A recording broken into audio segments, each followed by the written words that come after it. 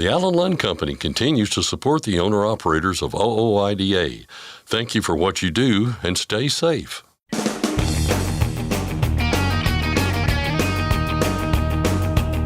OOIDA, representing America's truckers since 1973, presents Landline Now with your host, Mark Redding.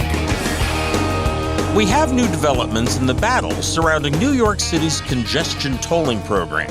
While the U.S. DOT has once again extended its deadline for compliance, this time it came with a threat of sorts. Tyson Fisher of Landline Magazine joins us with the latest. FMCSA has been without a permanent administrator confirmed by the Senate in over a year. Now the Trump administration has named a nominee. But what do we know about him? I'll find out from someone who does know him, Colin Mooney of the CVSA. It's late April now, and the last thing anyone wants to think about is income taxes.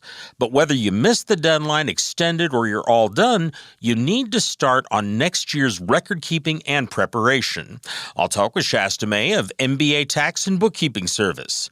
And finally, some lawmakers in Oregon think the state needs more road money, so they're proposing tax and fee increases that would raise $1.9 billion. Scott Thompson covers that and more with our state legislative expert, Keith Goebel. And now, here's Scott Thompson. Thanks, Mark. We've got new developments in New York City's congestion tolling battle that includes another deadline and a threat of sorts. And joining us with all the details is Tyson Fisher, who's been covering the story extensively for Landline Magazine over the recent months. Tyson, good to see you. Hey, thanks for having me. So the last time we talked, it was a couple weeks ago, and at that time we got word that the U.S. DOT was planning to enforce an April 20th deadline on New York to end the congestion tolling program. That date has come and passed. We have a new deadline now, though, Tyson. This one, however, a little bit different from the previous extension in that it comes with some stakes, I guess we could call them. Yeah, we all knew that Governor Kathy Hochul wasn't going to comply with this order. Right. We just didn't know what was going to happen on April 20th or after it because there was no clear signs of what the federal government is going to do. So this time around, we do know what the federal government is going to do. That's the difference here. So yeah, they extended the deadline to end congestion pricing by another month, May 21st. But this time we know what the consequences are going to be.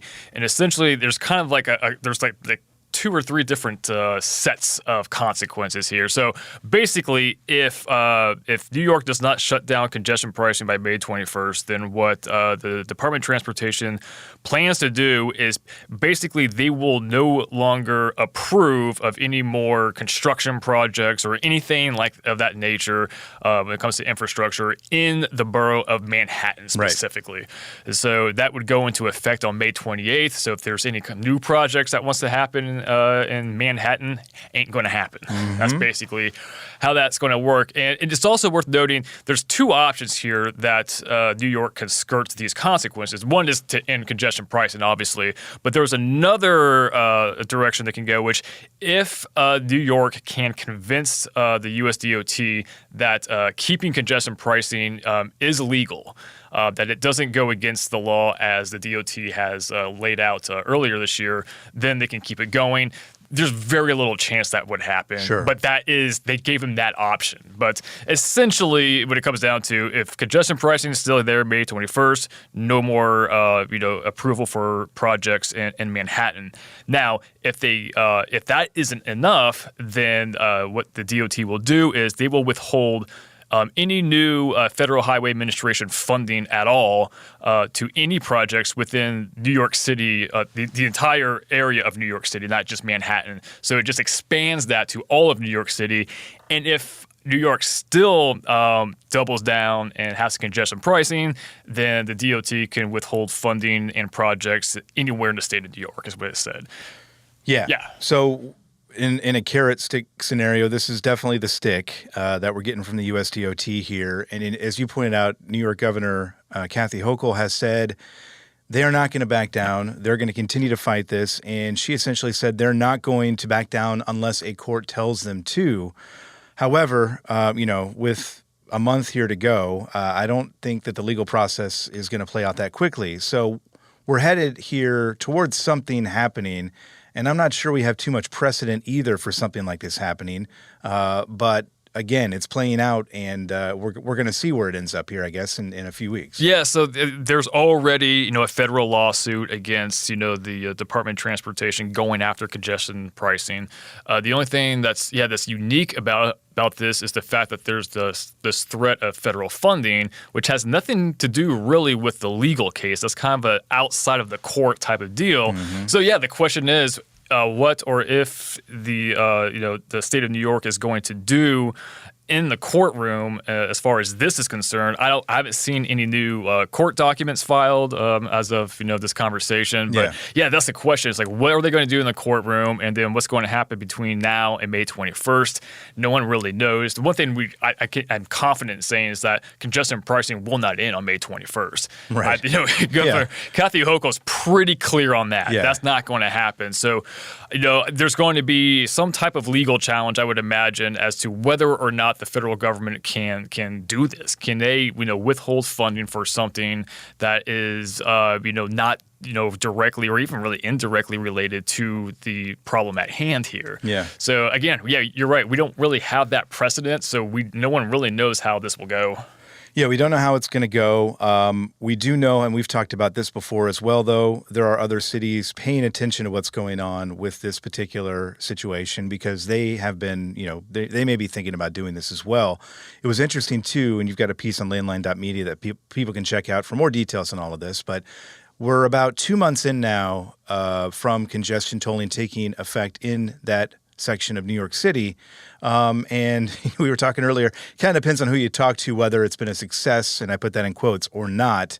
A lot of different opinions out there and different numbers that are coming into to kind of talk about what it looks like and how it's going. So, one poll shows that people who live in that immediate area like it because traffic is way down. Mm-hmm. Like in March, it was down by 13%.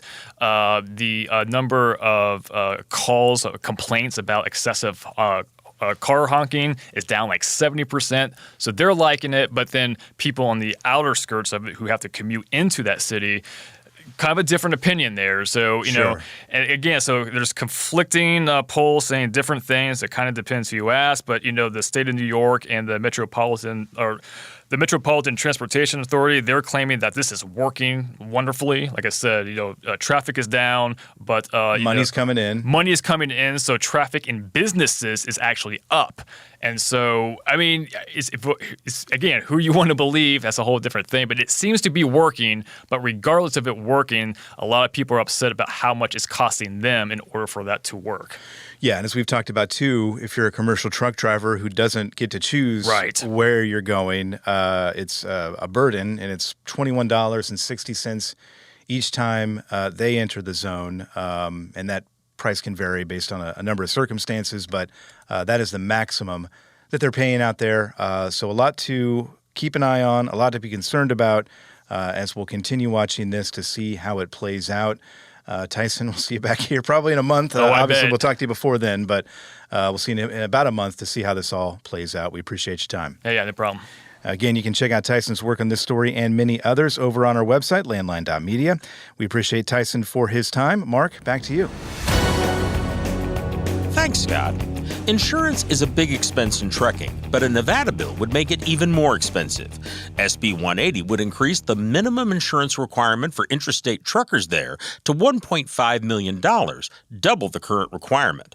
OOIDA contends that an increase is wholly unnecessary, would fail to improve safety, and jeopardize jobs. Find a link to lawmakers' contact information at landlinenow.com. Next, I'll discuss the nominee to head FMCSA with Colin Mooney of CVSA. We'll be back in just a moment with more.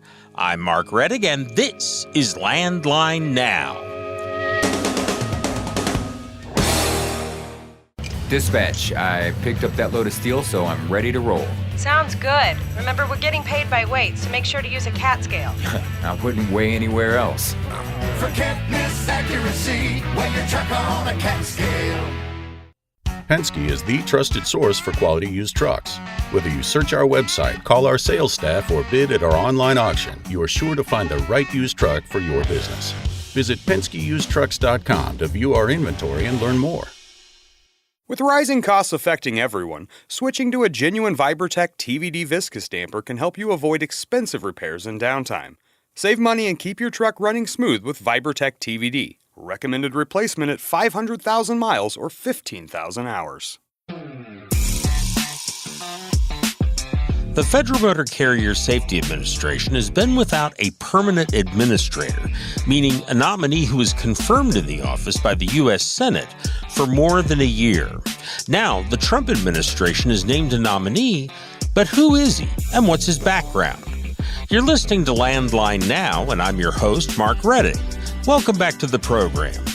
Derek Bars is that nominee, and to get to know him, we could go over his extensive resume. A stint as the chief of the Florida Highway Patrol, serving as a member of the American Trucking Association's Law Enforcement Advisory Board, and so on. But perhaps the best way for us to understand who Bars is would be to talk with the people who have worked with him. Some years ago, Bars was a member of the CVSA, the Commercial Vehicle Safety Alliance. That's an organization of law enforcement officials and others who regulate and enforce rules on trucking in the U.S. states and Canadian provinces. Colin Mooney is the executive director of CVSA, having served with the group for more than 20 years and with more than 30 years' experience in transportation safety. Mooney has worked with Bars and knows him well. I spoke with him recently about the FMCSA nominee and his background in trucking. CVSA endorsed Derek Bars for the leadership post at FMCSA. And I'm kind of curious if we can start with what were some of the primary reasons for that endorsement? Sure. Derek Bars has been very active within the Commercial Vehicle Safety Alliance for many years. In fact, when he was the chief of the Florida Highway Patrol, he was a very active committee and program member. He was also chair of our International Road Check Program Committee, and then was also our chair of our Industry and Enforcement Modernization Committee as well. So over the years of his engagement within the Alliance, he's just had this great welcoming personality that really encouraged collaboration among not only the enforcement community, but also the industry members as well. And his collaboration and his facilitating abilities just made him a remarkable candidate for this position as FMCSA administrator. You mentioned some of the particular committees or panels that he served on at CVSA. Did he have particular areas of interest within what those committees and panels cover? I think at a very granular level, he just wanted to see improvement and harmonization between inspection-related activities, making sure that things were fair for the industry members that would be stopped roadside. And then on the enforcement and industry modernization side of things, he was really progressive. We wanted to modernize the enforcement practices that we did roadside, and really wanted to engage and leverage current technology that's available within the transportation space. I know that particular committee deals with a lot of technology and changes in technology. Can you talk a little bit about some of the specific technologies the committee explored while he was chair? We have three specific initiatives that are being explored within that committee, the Enforcement and Industry Modernization Committee. One is a universal electronic identifier. And that is an identifier to identify a commercial motor vehicle from cradle to grave, to really just identify who is the owner of that vehicle. And that's it. It was just really so we can identify that vehicle electronically, as opposed to a DOT number or a license plate on the front of a vehicle. The second initiative is our North American Standard Level 8 inspection, which is an electronic inspection to wirelessly inspect a commercial motor vehicle as it's traveling down the highway at highway speeds, so at 50, 55 miles an hour, without having to report to a weigh scale or inspection station for inspection. And then the third initiative is also our enhanced inspection program, which is for autonomous vehicles. And that is, we were tasked early on with how are we going to stop and inspect a commercial motor vehicle that is operating without a driver? And the short answer is we don't want to stop a commercial vehicle that's operating on our highways in autonomous mode without a driver. And we needed to come up with a way to inspect that commercial motor vehicle in a way that would provide us with the confidence and reliable information to make sure that that vehicle is safely operating on our highways. You mentioned in there the level 8 inspection, and I remember reading about that some time back, I think when it first came up. And as I recall, there was some degree of controversy among individual truck drivers, concerns about invasiveness of technology. Did he have a chance to address those? And if so, how did he address them? So I wouldn't say that Derek was addressing all of these concerns himself. He was really a facilitator in the discussion, where listening to opinions not only of the enforcement community, but also throughout the motor carrier industry as well. And in his role as a committee chair, that's really what we expect from our committee leadership, is really make sure that we're extracting all the information possible between all parties and really come to a consensus of what works best for all parties, for whether it's commercial vehicle enforcement or for industry as well. So we are still working through a number of those challenges as well. We're just at the very early stages of a complete evolution of enhancing the roadside inspection program. So we have a lot more to do yet. Okay. Just on a personal level, as someone who knows him and has worked with him, and you've addressed some of this, but what was he like to work with? Oh, he's a very respectable person who listens well, really wants to understand the true root cause of what the concern is or what we're trying to accomplish. So he's someone that not only does he have commercial motor vehicle enforcement experience, but in his years working within industry, with his current company, and as our associate members vice president, he represented the industry and enforcement very, very well. He really wanted to look at all sides of an issue. And when you come to the table at CVSA, you're not going to win everything. Sometimes there's a lot of give and take between what makes the most sense for regulatory enforcement as opposed to efficiencies within the motor carrier industry. And he was one that really, really took that to heart and really wanted to make sure that we were doing the best for everybody. Okay. Assuming he's confirmed, I'm curious if there are specific goals that CVSA would like to see him pursue as head of FMCSA. I wouldn't say there's anything new than any other administration when they come into this role that we would expect from. Anytime that there's an administration change, an administrator change, the work that we do as an association never continues. And we will continue to meet and try to improve the regulatory environment, whether it's improvements through regulatory or legislative reform. We petition FMCSA on a regular basis. We provide a number of comments to rulemakings, and all of that process is going to continue. So I don't see anything pivoting and moving off of what we traditionally have done for decades as an association. We just have a new person in that role, and I trust in the leadership that and what Derek Bars brings to the table. And if he is anything like working with him at CVSA and within the committee structure and through our board, he's going to listen to all aspects and all areas, and he's going to take everything into consideration, and that's all we can expect. Is there anything else about Mr. Barr that you or others at CVSA have a concern or something encouraging? Basically, any other aspect of his character and his work that you think people should know about? So no concern. However, I am really encouraged that we do have somebody coming into an administrator role within the agency that has come from this space, that has worked within the commercial motor vehicle space, not only as an enforcement official, but also on the industry side as well. And having that robust knowledge on what the issues are, what needs to be resolved. And he's got a leg up coming right in the door, understanding a number of issues. Now, he doesn't understand all the issues because there are a number of issues on the trucking industry side that he still needs to work through. However, we're encouraged that right out of the gate, we are light years ahead of where we would have been having somebody come into this new role without that background, without that experience. It's interesting you mentioned having someone come from that space, as you said it. As I recall, Annette Sandberg, one of the previous administrators of FMCSA, also had a law enforcement background. Is there any thing in terms of a lesson that we maybe learned from her tenure that might be able to be applied, again, assuming that he's confirmed?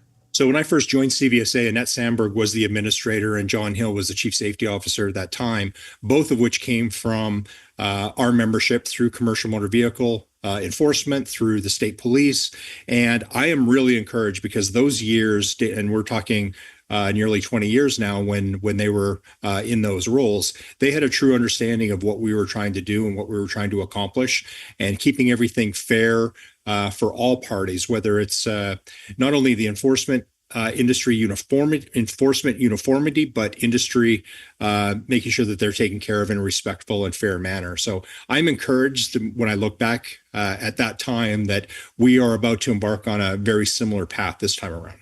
And it's interesting you mentioned uniformity and enforcement. And of course, that's something that I know has been talked about in the industry and enforcement, and the differences with what emphases different states put on different violations.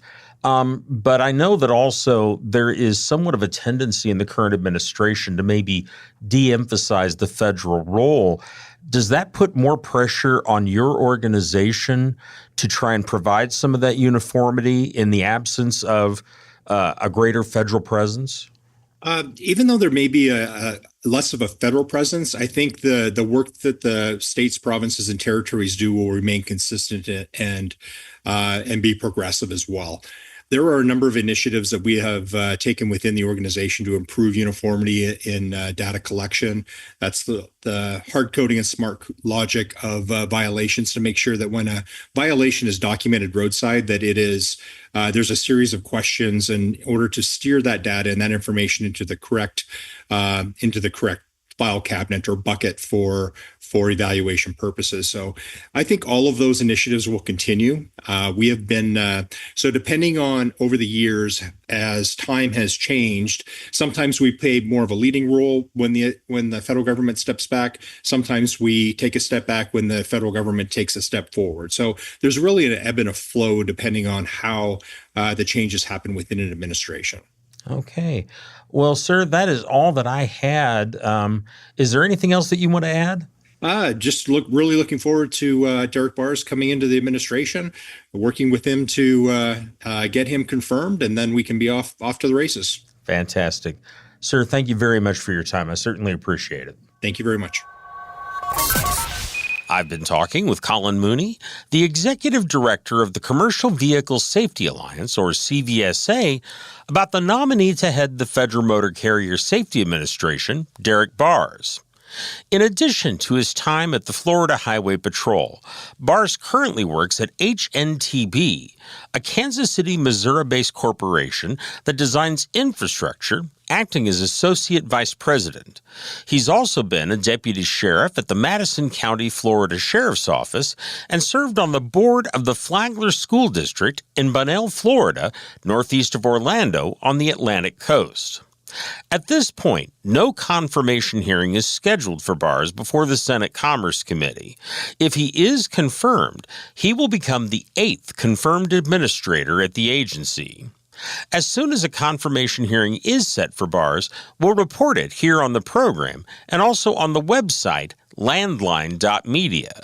Again, that website is landline.media.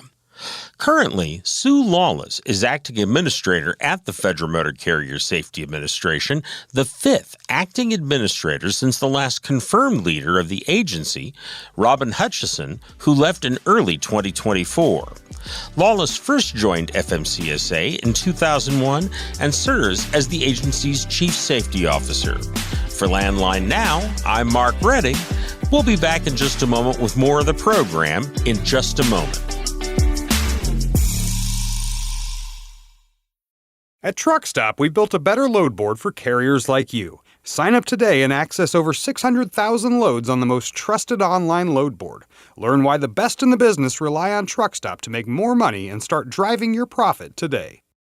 Are you tired of the IRS following you around like a dark cloud? Call 888-557-4020 and get your life back. Firestone's FD694 drive tire for long haul and regional applications now delivers 126,000 more removal miles than the Yokohama TY517 MC2. Contact your Firestone commercial dealer to learn more. Landline Now, welcome back. It's late April now, and the last thing anyone wants to think about is income taxes. After all, we all just filed. Well, maybe not all of us. Some have not. Some are on extensions, and even those who are all done need to start on next year's record keeping and preparation. To get some advice for all of the above, I spoke with Shasta May of MBA Tax and Bookkeeping Service. So April 15th is in the recent past. Now, first of all, we may have some people who simply didn't make the deadline. What should they do, and what's likely to happen? Well, if they didn't make the deadline, hopefully they had an extension filed. By filing an extension, it gives a taxpayer until October 15th to get that tax return filed, prepared and filed. So a lot of people have to go on extension because maybe they're missing some information. Maybe they can't, if they're on the road, can't get home in time to get all that done. Then an extension is a great thing to do to give you that additional time. But we do know there are some people that didn't do either one of those things. And if they didn't file an extension, they didn't file their taxes, what is the situation for that person? So if you didn't do an extension, this may be the first year that you missed a deadline. But in a lot of circumstances, I find talking to people, this could be the first year or this could be added to multiple years. And we have kind of a snowball situation going on where it just gets bigger and bigger and bigger. And with those people, I really recommend if you haven't been filing, you really want to get things sorted out now. It's very risky to not do anything and kind of stick your head in the sand because the things that you're risking are having your bank account levied, having wages garnished, even having a lien placed on your home. So it's so much better and easier to resolve things if those steps have not been taken yet by the IRS. If you're in a situation where you are under a levy or a garnishment or a lien, you really want to reach out and talk to your tax preparer so that they can help you and guide you through getting out of that tangle. Okay. Well, let's move to the happier side of the topic, which is the people who actually did file on time. We all know that taxes for a small business or a self-employed person is something that never really ends. So what are some of the first things that a person should do after they've filed their annual taxes on April 15th? So to all of you that got your taxes filed on time, great job. Well done. One of the things you want to think about now is if any issues came up when you were preparing your 2024 taxes. Tax time has a way of exposing our weaknesses in our, record keeping systems or bookkeeping systems. And I'm sure if you're like me and you're in the midst of doing taxes and you're missing stuff and you're having to hunt things down, you make yourself promises. You promise, I'm not going to do this again. I'm going to be organized this year. I'm going to be better. So remember the promises you make. Remember the difficulty you had, and be sure now to put, new systems in place that can help you year after year so you're not scrambling at tax time each year. I think that's the best advice I can give right now as far as, making those corrections as soon as possible. Now, one of the things that you mentioned in an email earlier, which I think is a really, really good idea, and that is if you look back at the tax year you just filed for, and you realize that your bookkeeping system or your method of organizing things didn't work, that it may be time to try and update that. What are some ways that people can go about that? I mean, what would you suggest they do to kind of step up a notch in terms of their bookkeeping and organization? Well, I think the number one crucial thing is to have a system to maintain and file the information as it comes in, whether that's, say, digitally, if you're getting your settlements in, you want to save those settlements. You don't just want to leave them attached to some email for, months, whatever. You want to open those settlements. You want to save them to your digital documents. If you're the kind of person that likes paper, you can also have a paper copy. So you kind of have a backup. If your system goes down, you also have a paper copy. It should be fresh in your mind now, the things that you need to keep track of. So your settlements, your bank statements, your credit card statements, if you can get yourself a system where you keep it all in one place. And it doesn't matter if it's a box, if it's all digital, just be sure to keep track of everything. That's the most important thing, because once you have everything, that's the most important. If you lose something, we're just out of luck. But if you have it, then all will be well and we can figure it out from there. If you want to take it a step further and you want to maybe get some bookkeeping software so that you can month to month try to enter in all this information and keep a running, profit and loss and year-to-date totals for yourself, that's fantastic. Maybe you're at a point now where you could hire a service to do bookkeeping for you month to month. So there's a lot of different options, but it all starts with saving all that information. Well, and something else, and I think you and I have talked about this before, but kind of organizing things by the month in terms of the receipts, rather than just having the proverbial giant shoebox full of all your receipts for the year, but trying to get them, say, by the month might be helpful in terms of finding things if you need to confirm something or if you think you missed something. I mean, are there ways to do that are fairly easy? Yeah, I think so. And depending on how you're set up, if you're doing things, the old-fashioned way, the paper way, you can set up a file for each month of the year and make sure you're getting those things in there. If you use an accordion folder, there's all kinds of systems like that.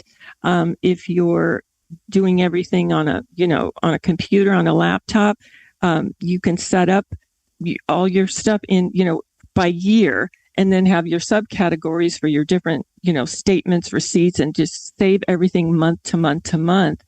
Under your 2025 category, you're going to save all those things each month as they come in. So they're all organized. They're all in the month. And if you need them for whatever reason, like you just recommended, Mark, saying, if you need to look a receipt up, if you got some warranty thing, you're going to be so happy with yourself that if you've got it organized and you know where to go to get it. Now, let's move on to the other happy news group, which is those truckers who did file for an extension. And I think the most important thing to get down is how long do they have with that extension to file taxes? You have until October 15th, but I really recommend, getting the tax return done sooner rather than later. And a lot of people need to understand that an extension gives you until October 15th to file the tax return, but it does not extend the time you have to pay any taxes due. So the longer you wait to do the return to find out if you do have a tax liability, that tax liability, whatever it may be, is going to be hit with interest and penalties on the unpaid portion. So the longer you wait, the worse it gets. So definitely do it sooner rather than later. What are some of the common reasons that people file an extension? I think a lot of time, with our clients, our trucking clients, they're on the road so much they don't necessarily have the opportunity to get home. You need some time to really get things in order for tax preparation. If you have everything and you sit down to review it, sure enough, something's going to be missing, and you maybe have to wait longer than you anticipated to get copies of documents that you absolutely have to get your tax return filed. Talking about those documents, I would think that, as time goes on, it's going to be harder and harder to get some of those documents. And I know you've always advised people, like January 1st, you ought to make sure that you've got all your documents in a row. But if people wait until they're on the extension, are there steps that they can take to facilitate that process? If you're missing any kind of important documents that you need to have, I would say make those requests now. Even if you're not planning on sitting down and doing the return until, August or September, the missing information is crucial. And like you said, the longer you wait, the worse it is. It's just the further back someone has to go to get your records, the less likely you're going to have a quick turnaround time on that. So definitely, even if you're not preparing the actual return right now, sit down and review the documents to make sure you have everything. And if you are missing anything, immediately make a request for copies of anything you may need with your bank or credit card company or whatever. Something else that you've mentioned here, and that is if you owe money, that you can face those fines and penalties. If you think on extensions that you owe more than you've already paid, can you do something about it at this point in time after April 15th? Or are you too late and you just got to deal with whatever fines or penalties are coming your way? The number one thing you need to do if you think you're going to owe is to get the tax return done as soon as possible, so that you know and get it filed. Even if you can't afford to pay, say, the full tax liability, pay as much as you can, because that's going to reduce the interest and penalty that's going to be added to the balance due. So, okay, maybe you owe $5,000, you don't have $5,000, but you have, $3,000. Send the $3,000, pay that, and then, you can get into a payment plan with the IRS, and they have different options available for their, installment agreements, their payment plans, depending on, how much you owe. Okay. And that's something that can apply if you owe taxes for this year, if you have back taxes, and I think also in the case where you maybe haven't filed for a couple of years. I mean, I think people have this image of the IRS as an agency that's just coming for you, but they will work with people, won't they? They absolutely will. And the bottom line is they want you in the system. If you haven't filed for years, people usually get so terrified because it's so overwhelming. But the thing is, get the tax returns filed, whether you can pay or not pay. Let's just say you can't pay. The IRS wants all the tax returns filed in the situations with, say, non-filers. They want all the tax returns filed. They want to see what the big picture is, what the bottom line is. And then from there, you can look at your options. Now, with payment plans, there's different types of plans. You can go onto the IRS website, irs.gov, and you can just type in the search engine, payment plan or installment agreement, and you can see there's different options. Like if you can get your tax liability paid in 180 days, there's a very specific payment plan. If you owe, say, less than $10,000, then you can do a payment plan for 3 years. If you owe less than $25,000 but more than 10, then there's another payment plan that will give you 5 years. So there's all these different options. All right. Well, Shasta, thank you so much for the information. We sure appreciate it. Thank you so much for having me on the show. I've been talking with Shasta May of MBA Tax and Bookkeeping Service about what you should do now that April 15th is passed. If you have questions about this or other tax matters, contact Shasta May at 1-888-407-1669 by email at smay@mbataxhelp.com or at the company's website, mbataxhelp.com. We'll be right back. I'm Mark Reddick, and this is Landline Now. Protect your diesel engine with Howe's Diesel Defender. Restore vital lubricity, eliminate injector deposits, and boost fuel economy by 5% or more. Power performance protection, all in one. Howe's Diesel Defender, available now. Since you started, what you've loved about trucking is the freedom. Heading out on your favorite route, a good driving song, and thinking about truck insurance. Well, maybe not that last one. That's why we're here. At OOIDA, we have a full range of truck insurance products, expert advice, and great customer service, helping you get the right coverage for your operation. Go to OOIDA.com because your job is to drive. Our job is to help with everything else. Landline Now, welcome back. We've been keeping track of transportation budgets on the state level and what they could mean for you. And today that takes us to the Pacific Northwest. For details, we turn to our state legislative guru, our guide for the next several minutes, Keith Goebel of Landline Magazine. Keith, good to see you. Scott, good to see you. Yeah, we do quite a bit of discussion just on our, just on our free time about transportation budgets, don't we? You can't get enough of it. You always want to talk about transportation. 'Tis the season for transportation budgets. It truly is. And today we're going to start in Oregon, where a plan appears to be taking shape on a transportation budget, something that the state has really struggled with in recent years, Keith. And they're trying to do something about it. I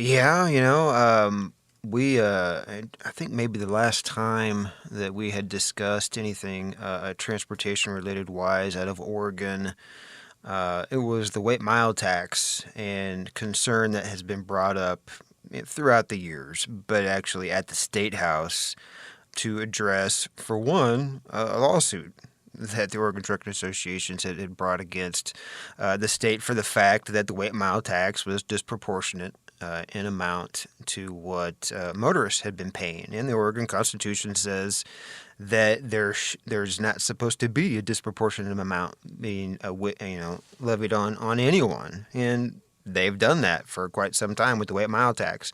But this year really the focus is on the weight mile tax and transportation funding more in general, trying to generate additional revenue. There have been some statistics that have been brought out by groups there in Oregon, including the Department of Transportation, that paint a pretty grim picture about where they're headed if they don't do something to create additional funding. So that is the plan. They're trying to do something here. And, you mentioned the weight mile tax a little bit there. Is that part of the new plan here? What are they looking to do possibly to rectify this problem? Well, as I mentioned, truckers are paying a disproportionate amount. They're paying more than motorists. One of the solutions that had been touted is lower the amount that truckers are paying, or you could have motorists pay more than the fuel tax, and they've kind of gone to the latter. I mean, they're looking to collect more gas tax from motorists. It's 40 cents now. This plan that is getting some publicity there at the State House. There's no telling what anything would look like when it's all said and done if something gets to the finish line there. But as it has been brought up, they would have a phased-in 20-cent increase in the gas tax. So eventually it would be 60 cents a gallon by the time 2032 rolls around. So it'd be a while. But as far as the weight mile tax goes, they wouldn't leave that unchanged. They would go ahead and increase that also by about 17%. So it would be in proportion to what they would be collecting with the gas tax if this is to be approved. So in essence, what they've done is they said, we're not going to give anybody a break. We need more money. We're just going to look for more money from motorists, but we're also going to have truck drivers pay more in addition to that. Also, the gas tax would be indexed, so it would allow for further increases after 2032. But among other things that they are looking to do to generate additional transportation revenue, like increasing vehicle registration fees, vehicle title fees. They would even put a 3% tax on tire sales, something that they don't have now.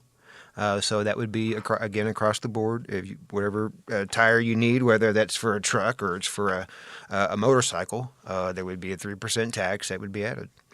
And, breaking news here, people don't like taxes. They don't typically want to pay more taxes. And I know there in the state of Oregon, there has been some pushback to this proposed plan. Again, it's a proposed plan right now. But the conversations there in the state house are basically centered around, why are we raising taxes right now? What is that conversation in terms of the pushback? Yeah, I mean, it is a challenge whenever you see the concerns of, as we pointed out, the state saying they need more money. And then you have some state lawmakers who have made a point of highlighting that, there was a poll or some fashion. They determined that about 75% of Oregonians say they don't want more taxes. So what do you do? Do you acknowledge the fact that you've wasted money, and then you try to go about being more efficient with it? I mean, how do you go about doing it? Or do you just go ahead and say, we have to do it because we need to get stuff done? A bit of a quandary there for state lawmakers that they've allowed themselves to get into. I mean, that is just the facts of it. Do you collect additional revenue or collect new sources of revenue from folks who haven't been paying it? I mean, that is one of the paths that they're also taking with this legislation. They're wanting to charge corporate deliveries like for Amazon or UPS, that sort of thing, that they would have a road usage charge, something that's not happening right now. So that would be a new source of revenue. There is some creativity with this plan. Again, it's a new plan. They're in session there in Oregon. I believe it is until June. So there is some time. Obviously, it's a pressing issue. You would think that it would get a lot of discussion and they would push forward with something. But there is a fair chance that whatever they push forward with is going to be some additional taxes and the vehicle weight fees as well for trucks. We'll keep an eye on that. Let's move one state north to Washington, where it's kind of a tale of two budget plans here, Keith. One in the House, one in the Senate. Let's get into both and how they differ and I guess the road moving forward, what it looks like. Yeah, well, the similarity is that both plans, the House plan and the Senate plan, are for a lot of money. North of $15 billion from the House. That's and north of $16 billion from the Senate. As far as how they're wanting to go about doing it, I mean, there are a lot of similarities. The House version, they're wanting to raise the fuel tax rate there by 9 cents. So it would be north of 58 cents a gallon there, and then index it after the fact once it gets implemented. Some new highway use fees that would be based on fuel efficiency would be implemented there, as well as an increase in the sales tax on most vehicles. Fortunately, in this particular case, and when we're talking about most vehicles, we're talking about vehicles that are up to 10,000 pounds, vehicles that have at least 25 miles per gallon that they get. So the more fuel-efficient vehicles, lighter vehicles are the focus, again, of this sales tax. On the Senate, in comparison to the House plan of 9 cents a gallon in the fuel tax, what they're looking to increase it by. In the Senate, they're looking for a 6 cent per gallon increase. They would also have an inflation components, which would allow for regular increases. And then, also electric hybrid vehicles continue to be the focus, getting some additional revenue from them. And registration renewals for all vehicles would be increased. Worth mentioning, it's something that we don't typically see. The component of the Senate plan wants to implement a 10% luxury tax on certain vehicles. And by certain vehicles, it focuses on like large motor homes, boats, yachts, planes, that sort of thing. But having a luxury tax imposed on those vehicles. And whatever happens will happen pretty quickly here. Looks like they've got to come up with a plan, reconcile the two plans here, and give it to the governor by next week, the 27th. So we'll keep an eye on that. You'll have updates on landline.media. Keith Goebel of Landline Magazine, everybody. Keith, we appreciate your time, and we will talk to you again soon. Yeah, thanks for having me. And that's our show for today. We do thank you for tuning in. We're back tomorrow with another episode of Landline Now. and we hope to see you then.